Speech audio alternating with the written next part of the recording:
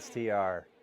And coming to you from my new video studio.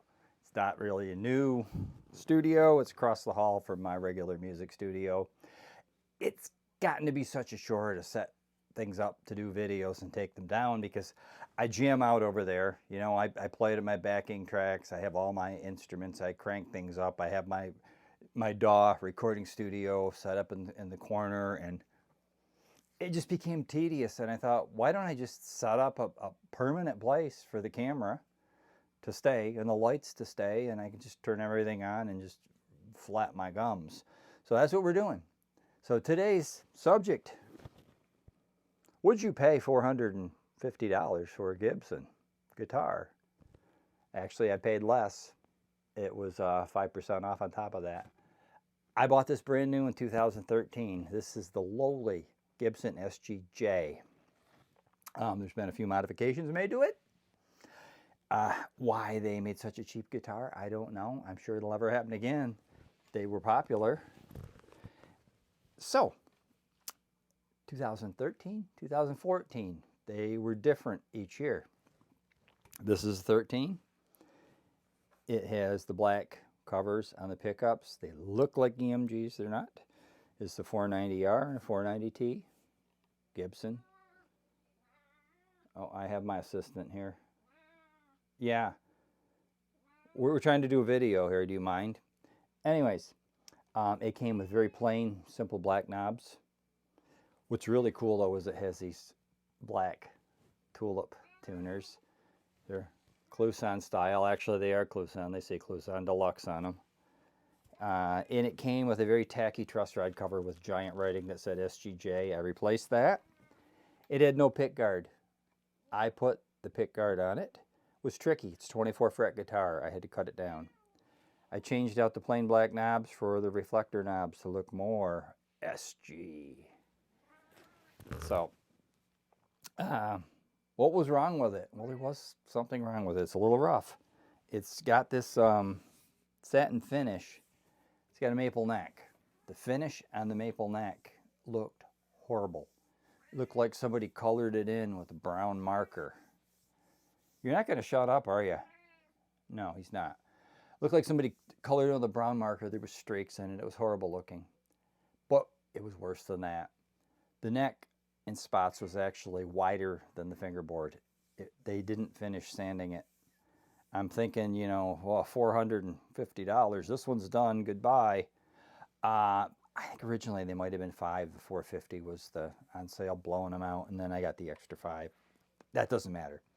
So what matters is, after I had it for a while and it was kind of cumbersome to play, sounded great, did not feel good to play.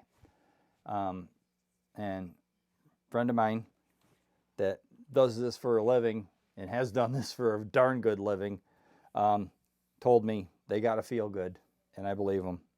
So I took some sandpaper to it and I sanded the neck down to get it flush with the fingerboard. I went farther than that.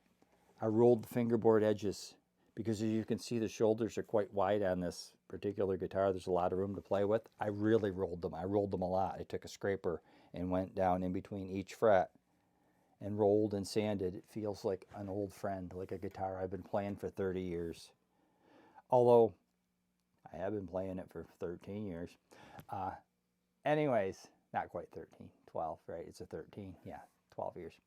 I did that to it. I took the finish off the back to make it look better. The reason it looks so streaky is that there's a little bit of flame in the maple on the neck. You want to see it, don't you? I'll show it to you. I satined it. It's smooth. It's slippery. I didn't gloss it up. There you go. Put a stinger on her. The headstock, by the way, looks a lot better than what the neck did down here. This was, I mean, the stain just didn't take. I think it's because of the flame in it that the brown stain didn't soak in. So I like it much better like this. I'm very happy with it. Of course, it doesn't matter. It's mine, as long as I'm happy with it, right? And it sounds fantastic. It's got all the normal Gibson stuff, the CTS spots, the switchcraft jack and switch, and as I said, the Kluson Deluxe there. And I think it sounds great.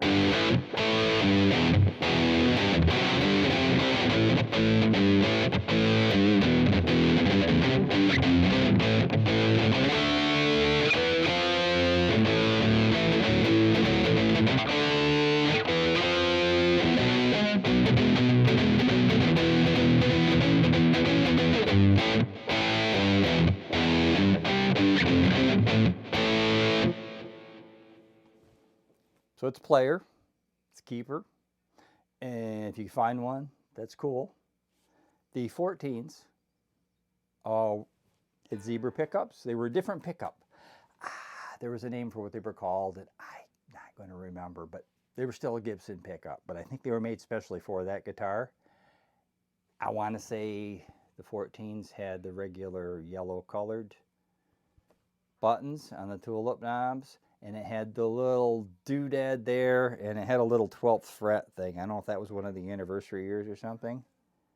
They were a little nicer looking than these, and then they went away. So if you can find one, they're going for more used than what I paid for this new.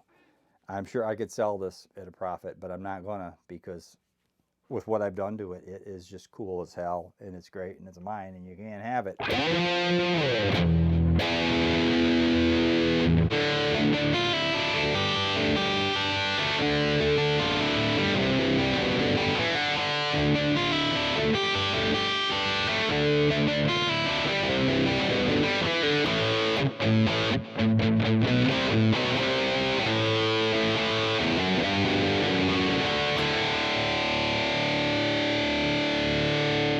TR out. You guys have a good day.